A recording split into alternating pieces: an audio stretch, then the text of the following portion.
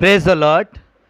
आज का विषय जो है वो यह है कि हमारा बात करना संसार के सामने कैसा होना चाहिए, यानी संसार के बीच में हम जब रहते हैं तो हमारा स्वाभाविक जीवन, हमारा बात करने का जीवन कैसा होना चाहिए। सबसे पहले तो मैं अपनी शुरुआत घर से करूँगा। कुछ बातें हैं जो मैं आपके सामने एक एग्जाम्पल के तौर पर रखना चाहूँगा, और ये बात बहुत अद्भुत है। पूरा सुनिएगा तो आपको समझ में आएगा कि ये विषय मैं आज क्यों लेकर आया हूँ, और आपको ज़रूर परमेश्वर इस मैसेज के द्वारा, इस संदेश के द्वारा प्रभु आपको ज़रूर छुएगा। इस संदेश से आपको परमेश्वर ज़रूर आशीषित करेगा। हालेलुया। ऐसा एग्जाम्पल है कि मेरी बेटी को मैं अगर कुछ गलती बताता हूँ कि बेटा ये ऐसा मत करना, वैसा मत करना, तो उसका पॉइंट मेरी तरफ वापस जाता है कि डैडी आप भी, मतलब वो उल्टा बात नहीं करती, लेकिन वो मुझे बताती है कि डैडी आप भी तो ऐसा करते हैं ना। तो यहाँ पर हमें क्या होना चाहिए? नम्र होना चाहिए या उल्टा उसको और डांटना चाहिए, है ना?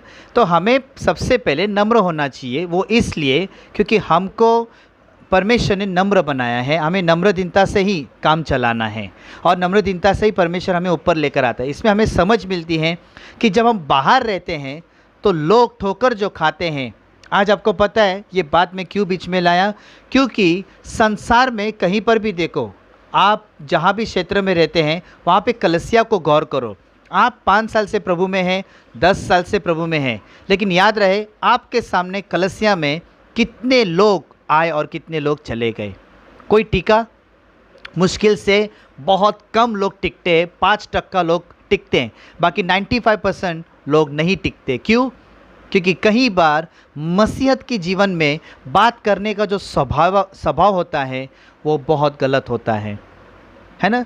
हम लोग आज देखते हैं कई कलीसियाओं में ऐसा हुआ है कि कई लोग किसी बात से ठोकर खा के कलीसिया को छोड़ दिए। मेरा कहना ये है कि आज संसार में क्या चल रहा है? पैसा पैसा पैसा।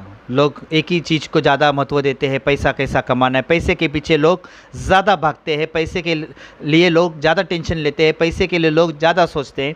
सबसे पहला उनके जीवन में है पैसा, दूसरा क्या है? फैमिली। लेकिन क्या हमारे जीवन में हमने क्या सोचना है? हमारा सोच, हमारा स्वाभाविक जीवन, हमारा बातचीत कैसा होना चाहिए, है ना? हम भी काम करते हैं, वो लोग भी काम करते हैं, लेकिन फ़र्क क्या होना चाहिए? संसार में लोग काम करते हैं अपने लिए, हमको भी काम करना है अपने लिए, अपने परिवार के लिए, लेकिन साथ ही साथ प्रभु के राज के लिए भी काम करना है। दूसरा, जैसे हम परिवार के लिए समय बिताते हैं, कामकाज के लिए समय बिताते हैं, वैसा संसार भी अपने परिवार के लिए और कामकाज के लिए समय बिताते हैं, लेकिन हमें और एक्स्ट्रा करना है। एक्स्ट्रा ये है कि हमें परमेश्वर के लिए समय बिताना है। वो लोग पैसा पैसा करते हैं, हमने प्रभु प्रभु करना है ना? उनके ज़िंदगी में काम काम है, हमको प्रभु का काम काम करना है ना? उनके जीवन में सिर्फ पैसा निकलता है, हमारे जीवन से सिर्फ एक ही लक्ष्य होना चाहिए। हमारे जीवन के द्वारा हर क्षेत्र में, हर चीज़ों से, हर बातों से, हर पैसों से प्रभु की महिमा होनी चाहिए, यानी लोग उद्धार पाना चाहिए, लोग उद्धार पाना चाहिए। हालेलुया।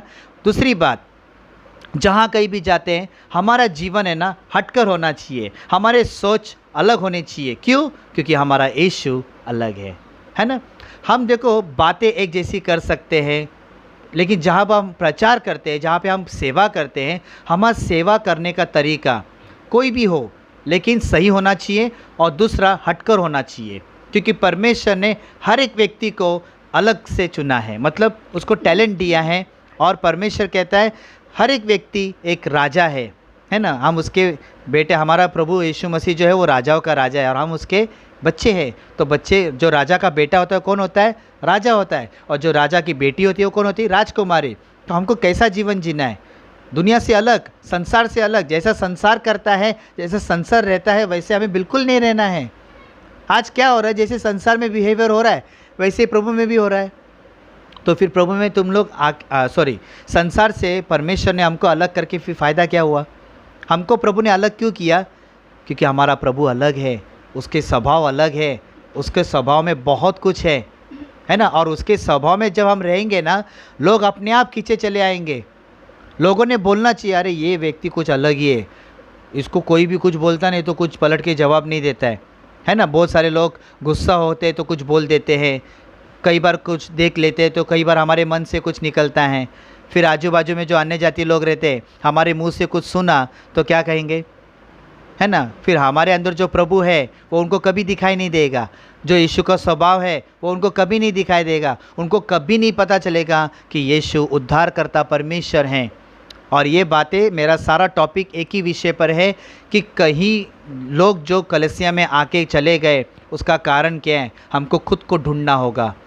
क्योंकि बहुत सारे लोग हैं, एक व्यक्ति हो सकता है चलो जानबूझ के छोड़ दिया, उसको ज़रूरत था इसलिए वो प्रभु में आया, या उसको पैसा चाहिए था, पैसा नहीं मिला तो प्रभु को छोड़ दिया। एक या दो व्यक्ति हो सकता है, लेकिन 10 के 10 कलीसिया को छोड़ देते हैं तो उसका कारण हम लोग में से भी कोई हो सकता है। हालेलुया।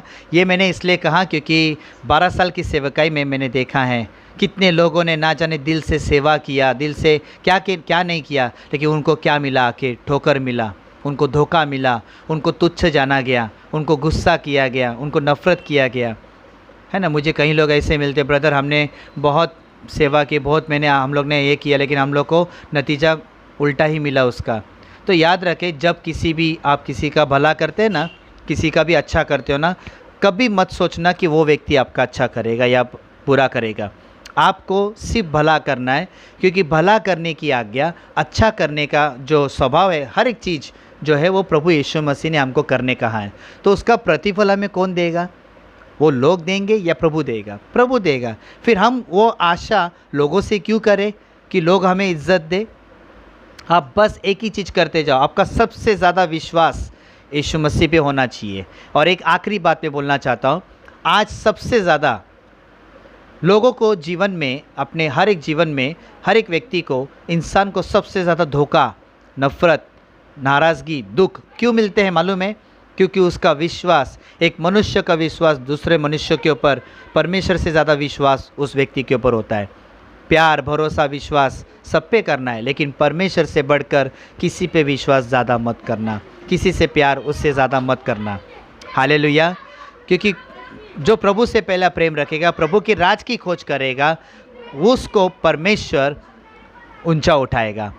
सबसे बढ़कर हमें नम्र दीनता से हमें काम लेना है, हमें नम्र बनाए। कोई हमारी गलती बताता है तो हमें नम्रपूर्वक उस गलती को मानना है। मैं भी बहुत आपको पता है, बहुत सारे लोग ऐसे ना अपनी गलती बताते नहीं हैं, लेकिन दूसरों की गलती बताने में बहुत आगे होते हैं। हमें अपनी गलती को भी मानना है, अपनी गलती को सुधारना है। सबसे बढ़कर तो उत्तम बात यह है कि हमें गलती को सुधारना है, जो बदलाव लाता है।